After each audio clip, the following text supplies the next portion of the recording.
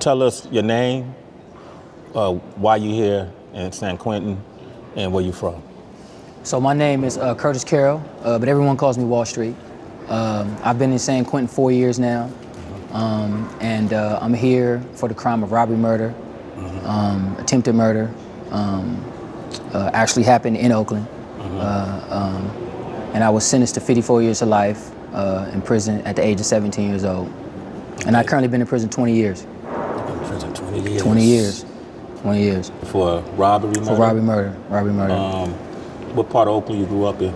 So I grew up in East Oakland. I was born in Washington, D.C., came to California in the 80s, early 80s. My mother, I grew up in the heart of the crack epidemic. So my mother was a drug addict. My grandmother were drug addicts. So my family was either drug addicts or drug dealers. And so my role model was the pimps, hoes, and hustlers. That was always how we moved. And I always was taught that if you wasn't making no money, you couldn't be out here in these streets. And if you was gonna be out here in these streets, you was gonna make money, you was gonna support your family. No one in my family had jobs, no one worked. I actually went to Amherst and I actually went to E. Morris Cox. Didn't go too often, but I was enrolled in school. And just my whole perspective of life, man, was about poverty. And the way that I seen everything came from the lens of people who I looked up to, because there really wasn't no real role models. I was illiterate, so I couldn't read, write, or spell. Didn't know a little bit about math. I learned a lot of that in the streets, from breaking the law, robbing and stealing and burglarizing and things like that. So, I always knew crime was a bad thing, but it was always justified in the household. So in my mind, as a kid, I always thought the police was the enemy. The police was the enemy and white people was the enemy. And I was taught that white people were the reasons why we was living the way we was living.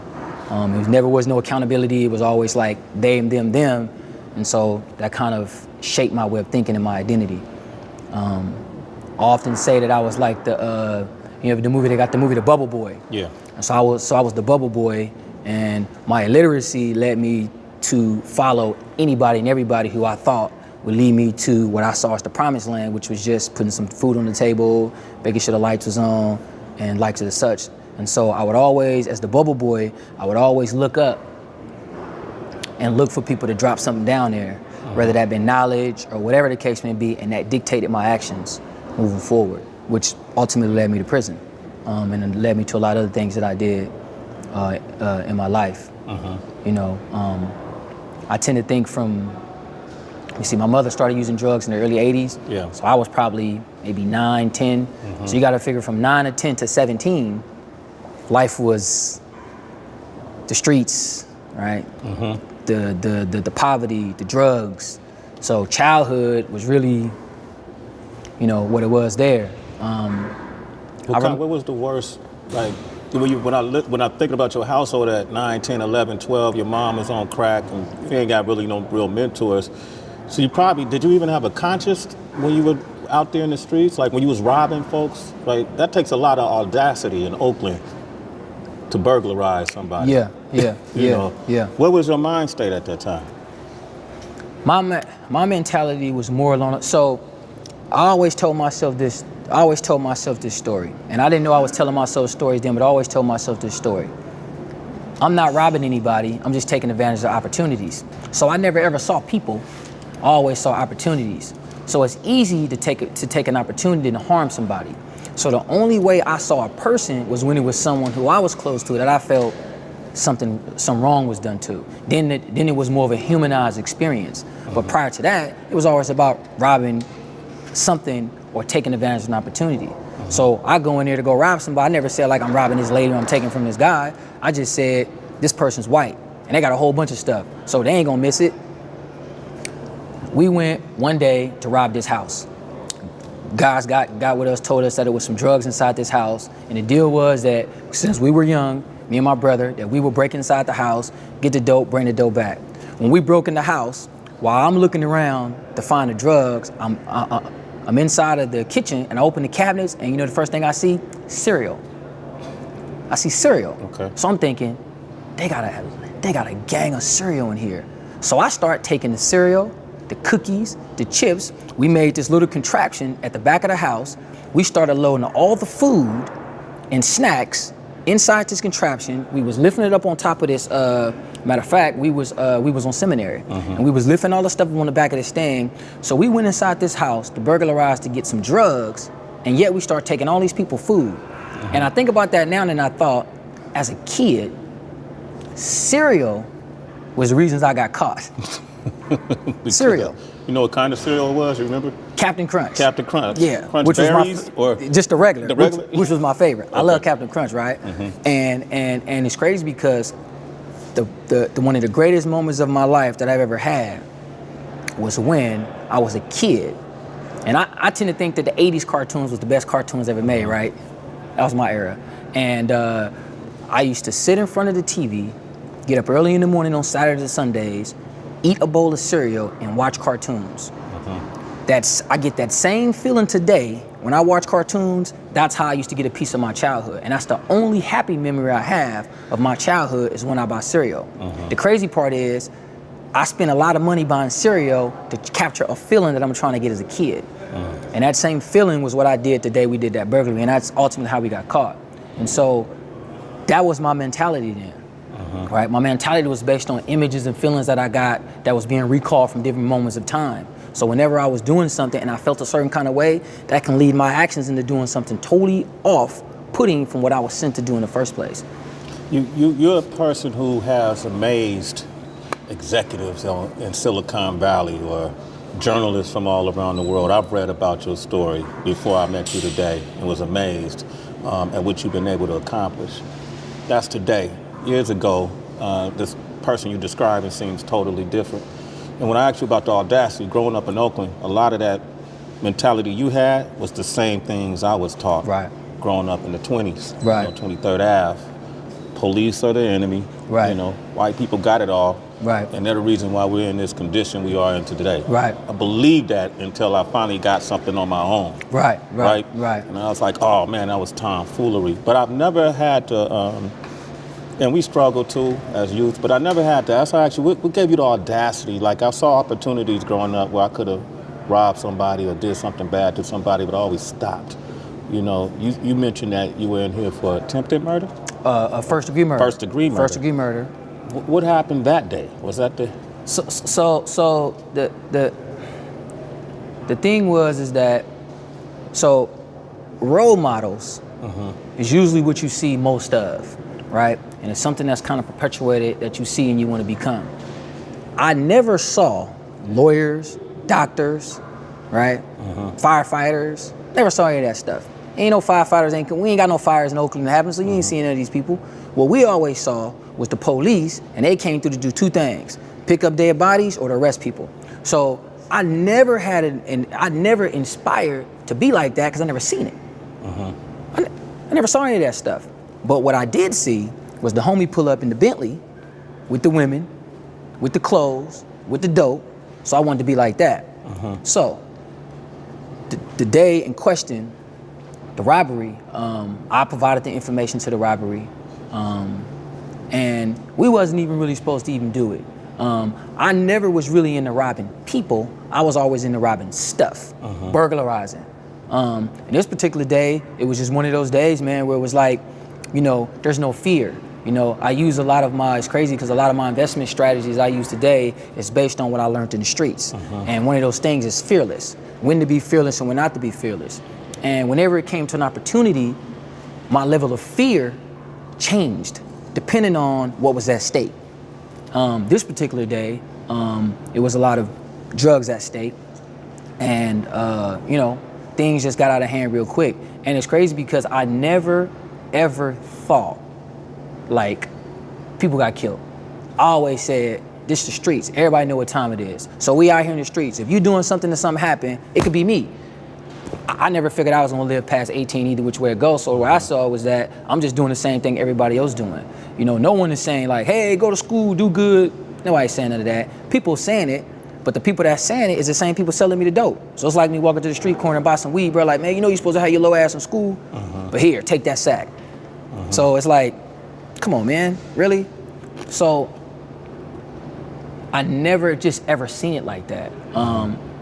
because I never had any kind of feelings or I never had empathy, right? I never felt like I'm being helped. I always felt like I was empowered, but I was a victim. And I was a victim of circumstance. I was a victim of economics. The environment. My environment, man. The thing that I remember, another thing I remember that's real vivid to me is that they had this, and I don't know if you might remember this, they had this blood bank down on East 14th. My mother used to go down here to this blood bank, and she would go in, sell the potassium in her blood for $40. Now I would sit here all day in line, watch her go inside this place, and then people want to know why I'm out here robbing people and doing the things I'm doing. I often say, I say now, I think back then I say, I live in the greatest financial nation in the world. Yet my mama is at a blood bank selling her blood to try to feed 4 kids. That's how you justify taking a life. That's how I justify it, man. And it wasn't even about taking a life. Yeah. Because I never even looked at it like that. It was about opportunities. So when did you start realizing that that opportunity equated to I actually took a life? Because that sounds like at that point you probably went through some self-therapy and probably matured a lot, start seeing life through different eyes. When did that moment kind of occur to you that, oh my gosh, this is what I've done? When I learned how to read, and it wasn't right when I learned how to read, but when I started to learn how to read, I started to see the world. The thing about being behind the walls of prisons is that it's its own economy, everything is inside. And I've grown up in prison. I've learned to shave in prison. I've learned my thing about women in prison. I've learned everything in prison. I've never been on dates, proms, never done any of that stuff.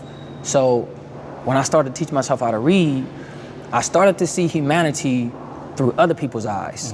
When I read about stories and I read about a lot of stuff. And a lot of what I was learning at the time was about financial stuff. That was kind of where my interest was lying. And I had to been in my 30s, man. And I remember somebody had got killed in Oakland. I was looking at TV. And I remember feeling like, I wonder how their parents felt. It was a crazy feeling because I never felt that before. And I had never had any kind of remorse because I always tried to justify it by saying the circumstances were what they were, so that prompted me to do it. When I felt that day, that feeling kind of stuck with me, but I didn't really know how to identify that until I started getting into some of the programs and really started internalizing a lot of the childhood trauma that I had faced my own self. A lot of the ridicule and different things that allowed me to first forgive myself and understand what I was doing before I can look at what I had did to other people. It had just never crossed my mind. I guess this thing like masculinity and we always talk about like the man box and different checks. I had all these checks here. Men don't cry, men don't show pain, and men don't do all these things. And so even when I was hurt, I never had a way to express that. And when I started to express my own pain, I understood the pain that I caused other people. I was like, wow, if I'm feeling like this, I wonder how they could have felt with a life being lost. Yeah. And that's when it kind of started sinking in for me. You felt remorse at that I felt time? remorse. Yeah. I felt remorse. I was disgusted with myself, truth be told. I just thought like, how could the me now had done something like that? The crazy part about education is that the more educated I get, the less excuses I can make. Yeah, right. Right. Because you can't fool yourself. So it's one of these things where I got to keep it real now. Yeah. And so when I was stupid, there was an excuse to be stupid. I tell the guys in class, I say, it's always your story, my story, and then the story.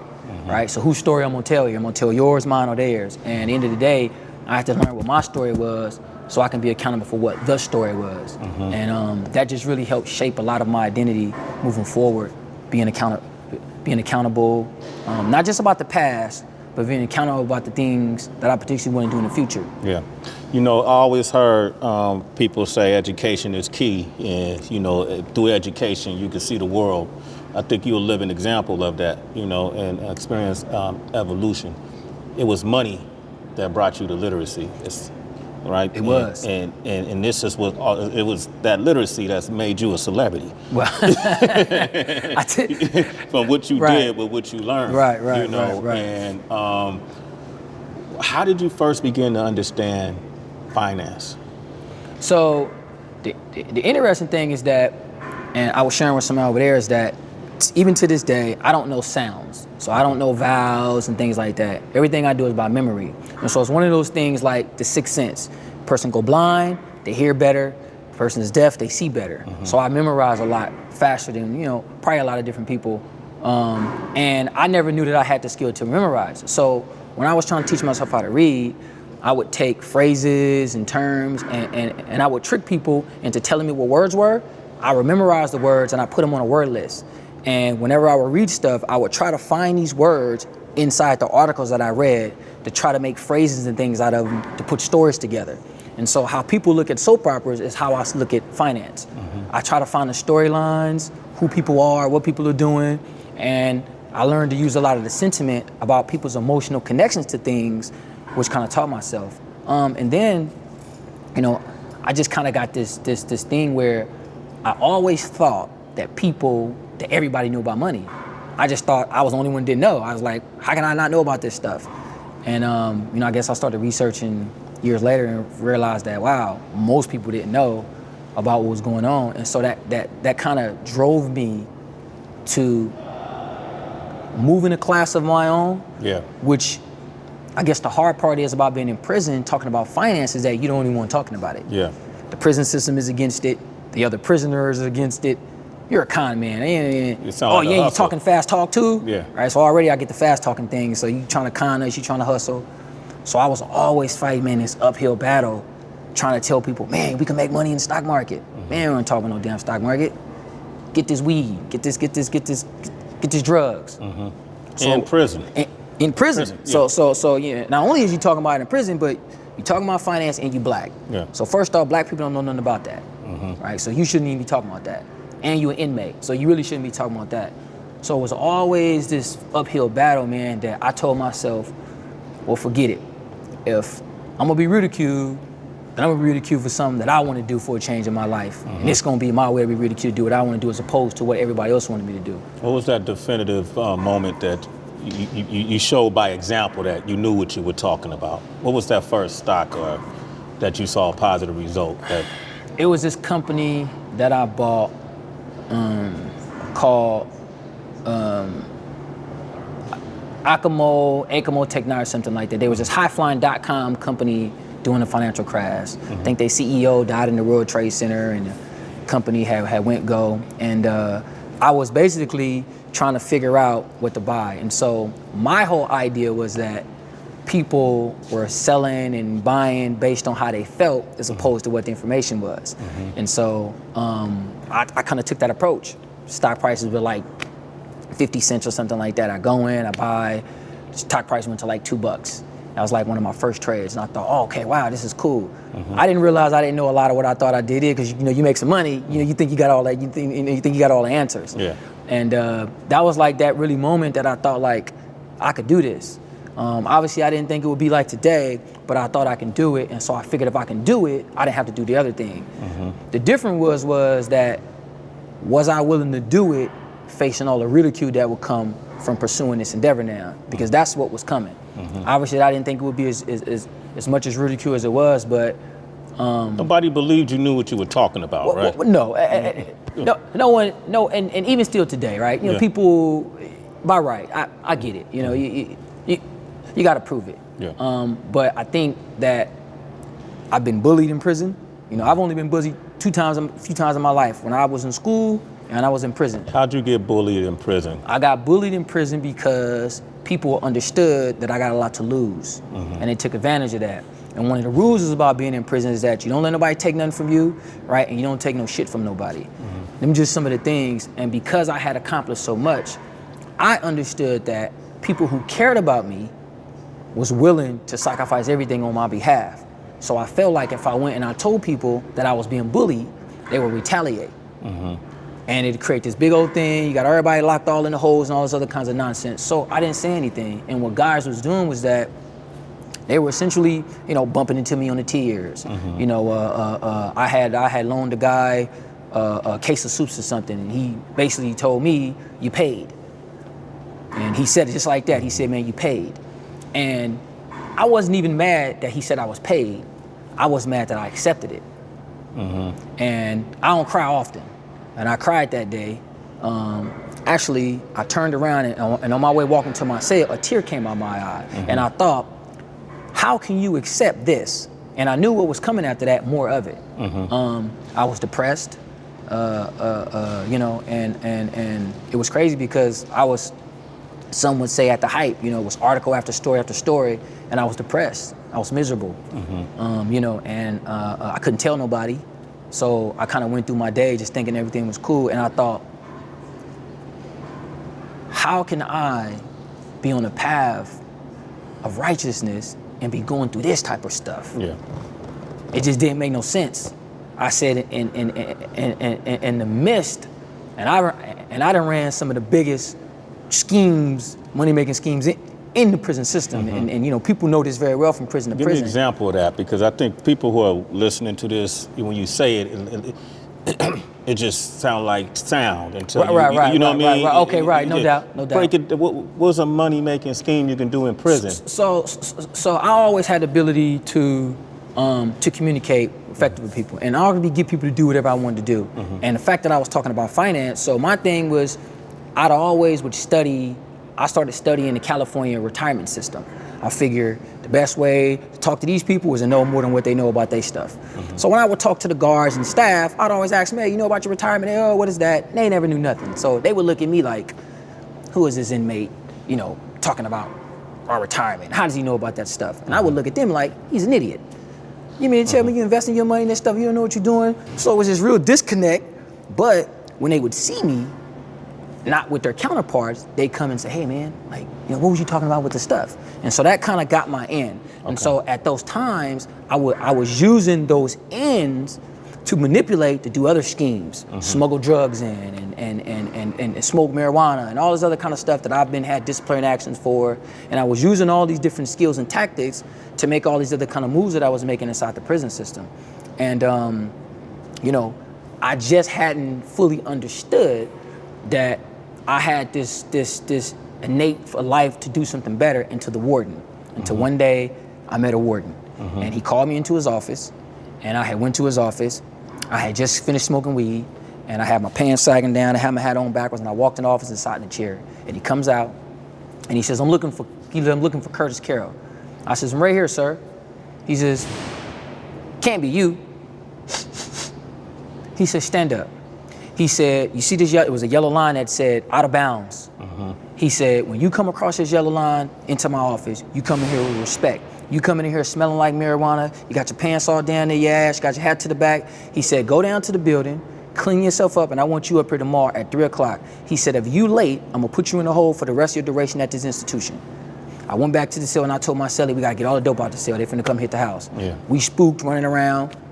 I go back up to there, and he tells me, he says, "Man, you got people running around here calling you Wall Street and all this stuff." He says, "Man, how you gonna have a name like Wall Street? You ain't teaching nobody nothing." He said, "What I want you to do is I want you to start a class here, and I want you to teach other prisoners about finance." And I said, "I'm not teaching nobody about no finance. I'm not no teacher, man." He says, "Well, it's really not your decision to make. It's mine." So he put me with a teacher. That was the first time that I understood the importance of what I was doing in the calling, and it's how I got out of the criminal lifestyle. That was that moment. Had he not had done that, I'm not here today. Yeah. He held me to a higher standard, even in the midst of all my crap. And Lord knows, man, that I've been given many chances, and I often feel like I'm held to an unrealistic standard, that people forget that I'm still childlike in ways. Yeah. I've been in prison since I was a teenager. And so there's a lot of things that I don't understand. There's a lot of things I don't know. A lot of things I do know. I got very good common sense, but on other areas I'm not. And I think that sometimes people hold me to a standard that's unrealistic, and I can't live up to that. And if I make a mistake, it negates everything that I've done positive. And that's always my biggest fear. You know what What I see is two things listening to this story, and you tell me if you feel like it's accurate. You were already developing these skills, but it was illegitimate. It was in a life of crime, and you probably didn't recognize your talents and gifts. You came to prison, and you was on a, still kind of on the wrong path, and then somebody made you realize your value. Then you realized your value. You pursued it. And now you learned how to do what you were doing illegally, legally. Number two, this warden seemed like he was the type of inspiration and mentor that maybe if you had when you were younger, or something like it, perhaps. Yes. You know what I mean? I agree. You probably would have had a different outcome in your life. Right. So, your current sentence right now, will you ever see freedom, or what's? So under SB 260, courtesy to the governor's office and all the people who have supported passing these bills. So prior to that, I had never actually looked at my time. I never considered myself going to be in prison forever. That just wasn't going to happen. That's how I always thought. I thought I'm gonna make a crap load of money and I'm gonna get out. Man, that was always my mentality. If it all failed, I figure money talks at the end of the day, most all things. That's how I thought about it.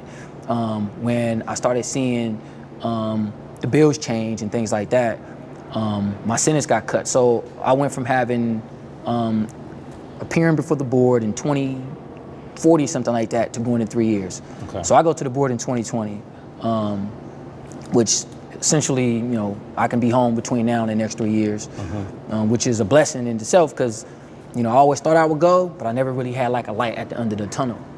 So, it's crazy because the light at the end of the tunnel changes the way you perceive, at least for me and myself, the way I perceive myself to be now and later down the line. It's about the long man's game now as opposed to just a quick fix.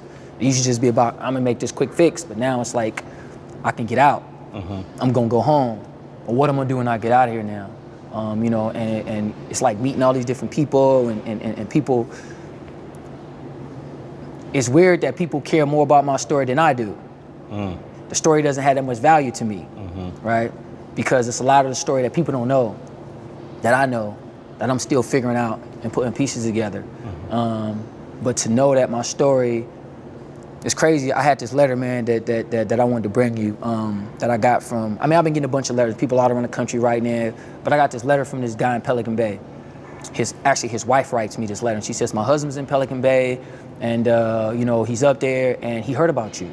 And he's been up there getting in trouble, and he says, hey man, I heard about this guy, and he calls me and tells me, can you get in contact with him and tell him, man, that he's inspired me and want to get out of trouble, and I want to learn about finance. He's like 28 years old.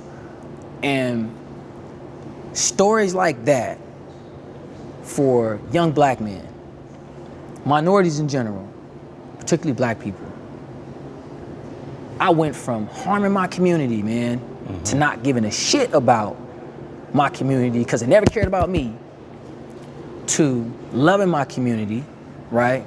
And now I have an obligation. I'm obligated. I can't even choose to do it no more because if I do, I feel that the Lord takes the gift from me. I can't really take credit for it at this point, right? There's no way I can just say, yeah, I studied, I done a lot of that.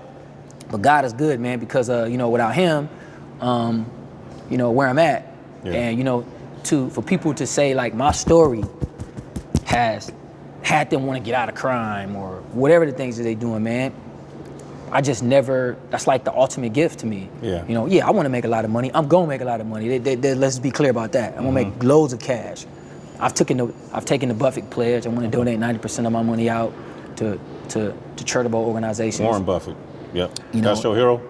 That's my idol, man. He's my Jordan. He just his tact, his skill, the way he does things. I mirrored a lot of, what I've done after. It's crazy because they actually, as an homage to him, they've been calling me the Oracle of San Quentin, and I hated that. I was like, I can't stand to be called the Oracle of San Quentin, right? I don't really like that, but it's like, because it's connected to him, it's kind of cool.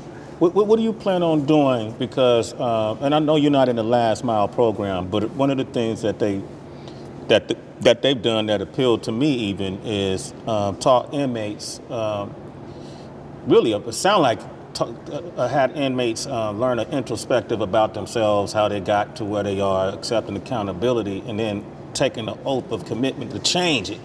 And then also learning skills to create a business for yourself, so when you do get out, you know, you got something to fall back on, and put them in front of VCs, Silicon Valley. That's a great thing, you know, as you would know. Right. Is this a program that you could benefit from? So when you get out, you got a business plan on hand 3 years from now, and whether it's through finance or however you plan on teaching, is this the type of program you benefit from? So the thing about the Last Mile, and from my opinion, is that they provided a skill set that is not there for us to have, you know, especially for prisoners. And they have managed to convince, and I'm sure on their part it took a lot of convincing, you know, especially when you're talking about people who never been into prisons, never really thought about doing anything with the prisons, to convince people, successful people, that who some say are the scum matter. Yeah. And they matter in the way where you can spend money on seeing that value would pay off. That's huge. And most people can't make that commitment. Most people can't convince people to do such things. So I admire that more than anything. I'm personally not into coding myself, but Chris and Beverly are actually not coders themselves, right? Yeah. they, you know, their money didn't come from coding, right? But they provide a service, so they provide multiple services, all kind of services. You know, coding is just one of the ones that they do. But they brought people in here of all walks of life, all kinds of businesses, and allowed us to build relationships with these people and share our stories and share the different ideas that we have about the things we want to do. My idea just happened to be finance. I think, you know, a few statistics here, you know, 1% or less of the population of black people are financial managers. So you wonder why you can't get black people to do finance? Well, hell, they don't see nobody in their race that do finance, right? You're talking about 50, 60% of the country have under $1,000 in savings, you know? So that's most people, which means every 5 people you see, they're gonna be broke. And we talking about rich people. You talking about 60% of the NBA, which is predominantly black now, right? Filed for bankruptcy after they retired from the league. You know, 60, 70% of NFL players, right? Filing for bankruptcy. Celebrities, rappers, right? Hip hop is notorious for everyone losing all their money. So I feel that there is a missing component there. And that component is financial education. All right, so I'm not just trying to teach people how to invest in stocks. I'm trying to teach people how to live a certain kind of lifestyle. Yeah. Right.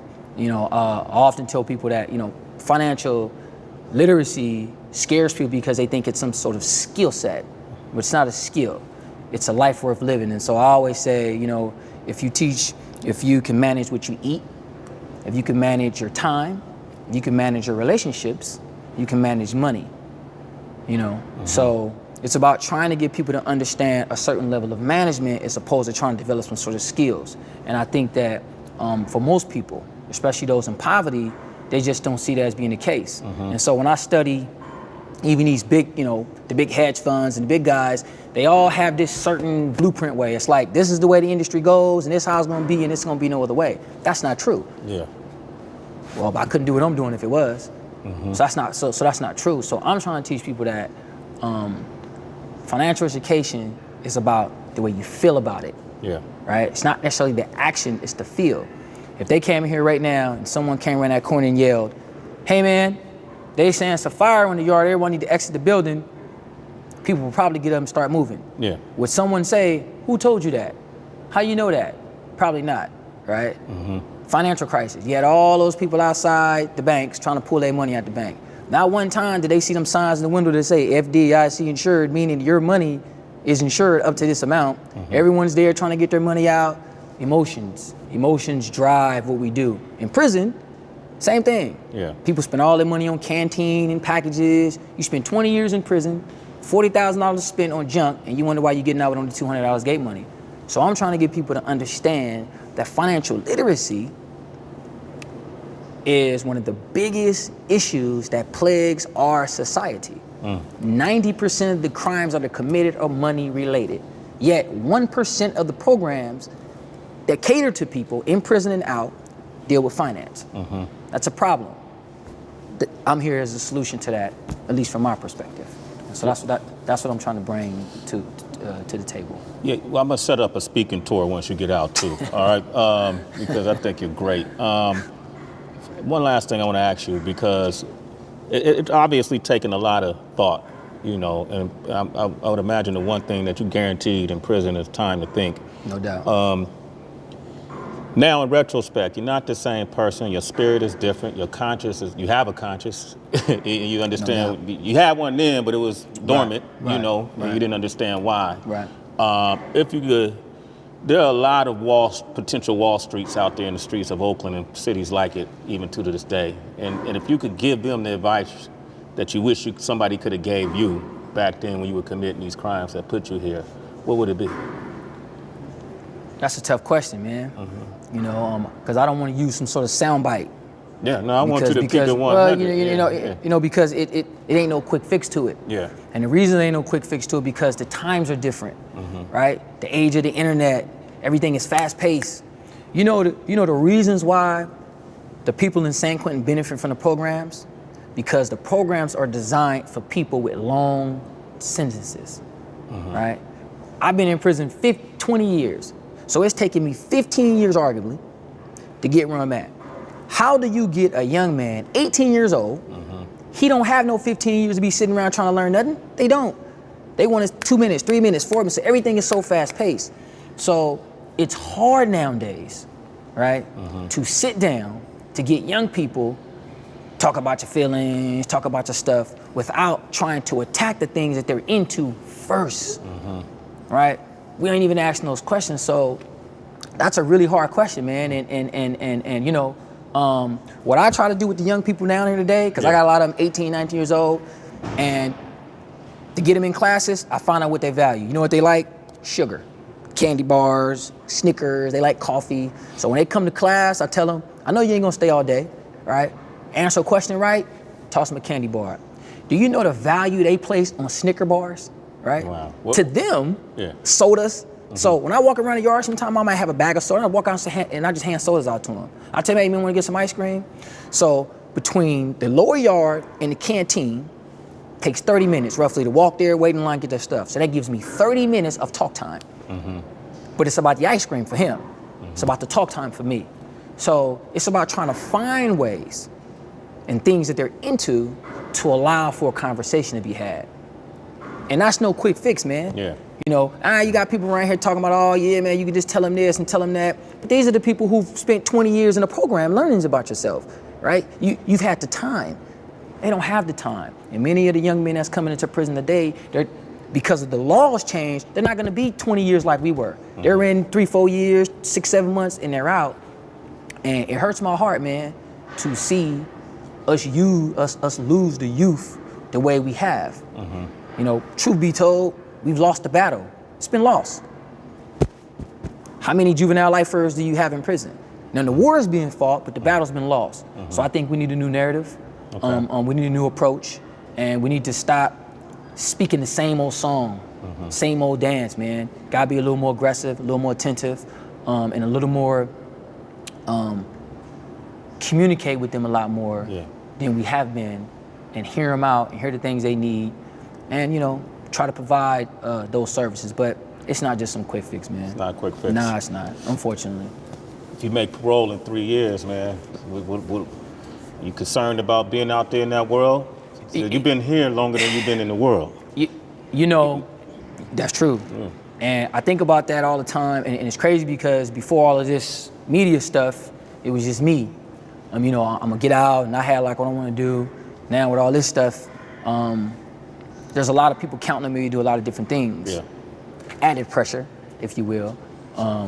Challenge I think I can handle nevertheless, though it will be a challenge.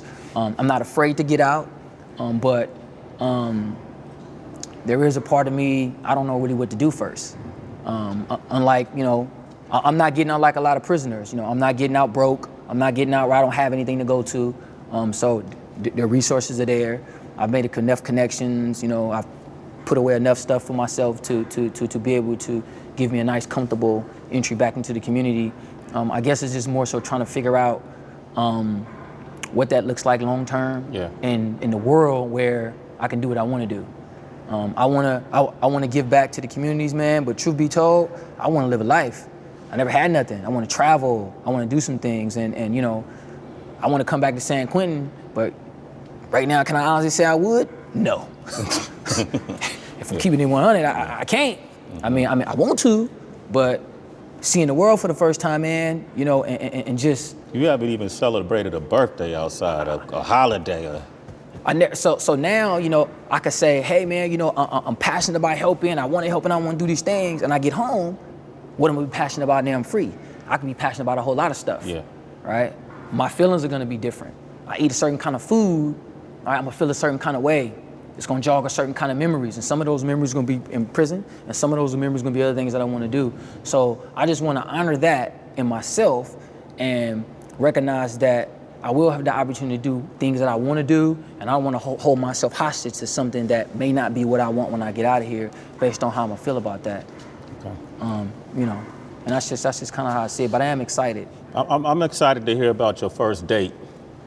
Hey man, you know, I've been, you know, it's crazy because I've been just kind of like, you know, dating and just kind of doing my thing. And how do you date in prison? Well, I've been getting letters from all kind of people, bro. So you know.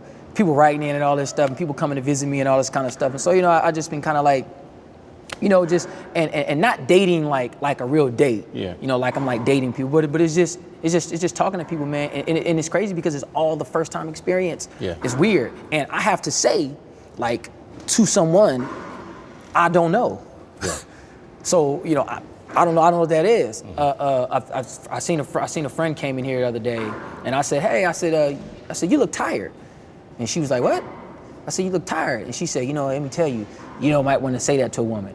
You know, that can give an appearance like, and I said, oh, I meant like tired, like sleepy, like you didn't get enough sleep.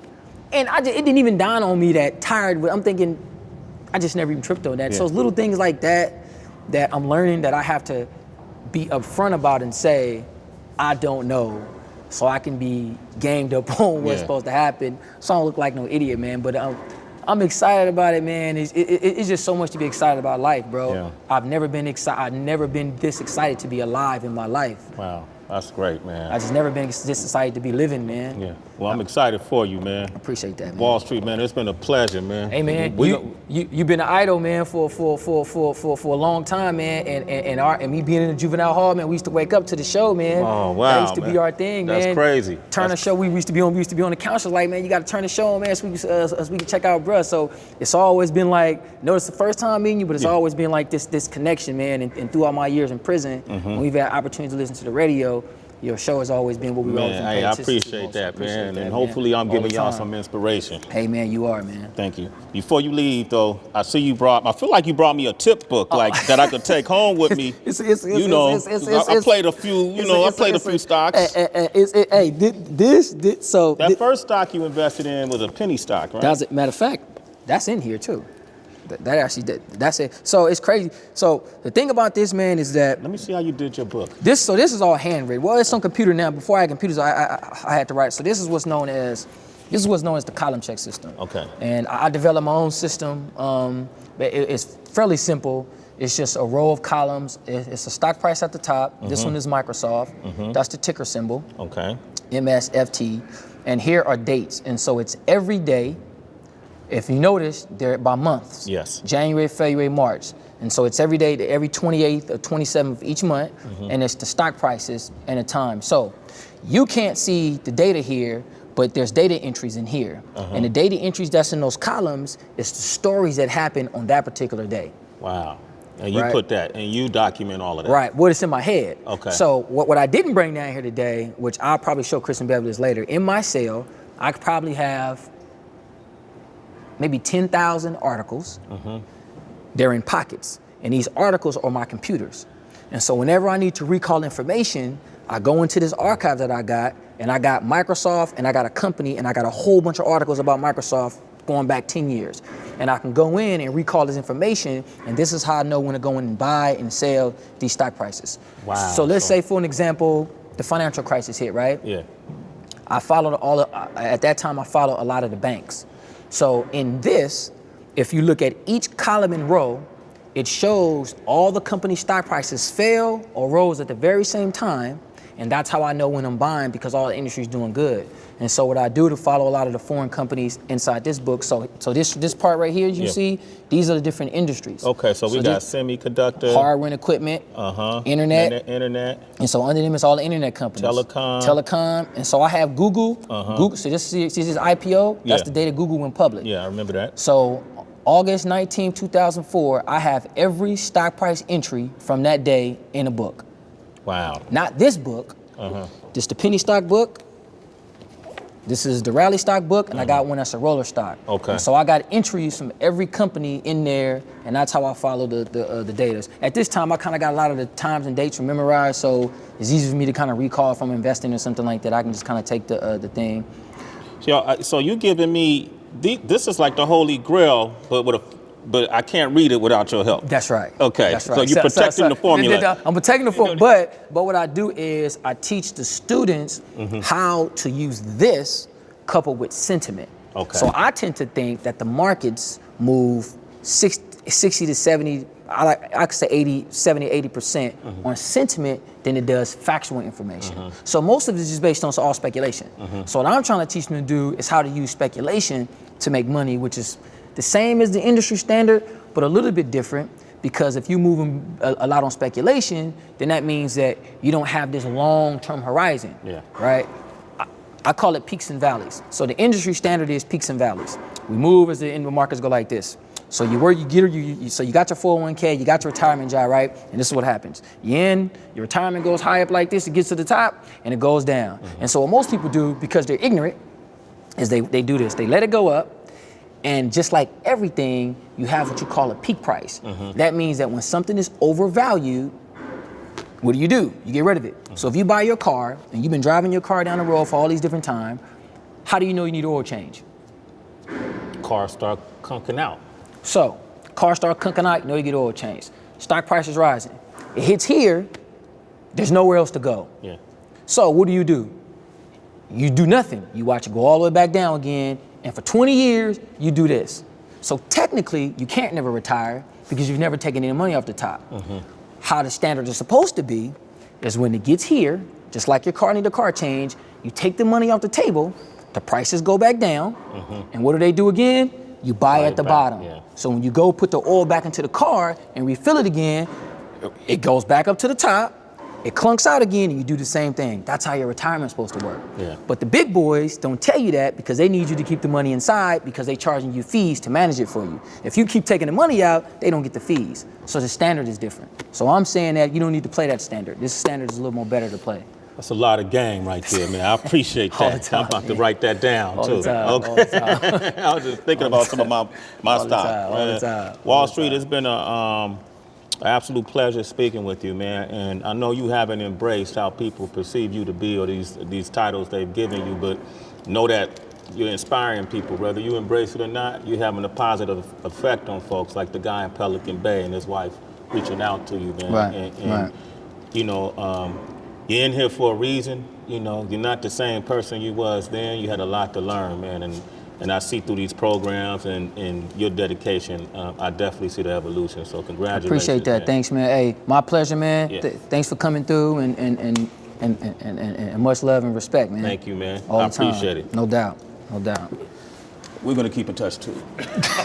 Okay?